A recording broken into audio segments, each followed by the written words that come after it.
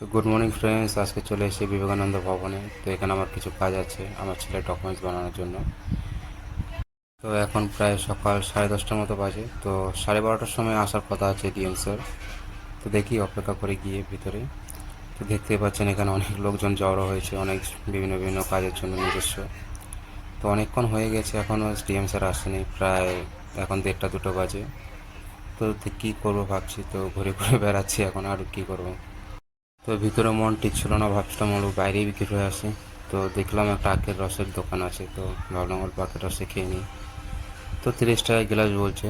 তো খেয়ে দেখি কীরকম। তো আখগুলো দেখতেই পাচ্ছেন যে একদম জল ভর্তি, আর এতটা ভালো লাগেনি, কেন কি মিষ্টি ছিল না, পুরো পানিসের জল ছিল। তো আবার ভিতরে যাচ্ছি, কেন কি কখন আসবে না আসবে কোনো ঠিক নেই, কেন কি টাইম তো হয়ে গেছে। ফাইনালি আমার 4টার সময় কাজ হয়ে গেছে। তো এখন বাড়ির দিকে যাচ্ছি আমি।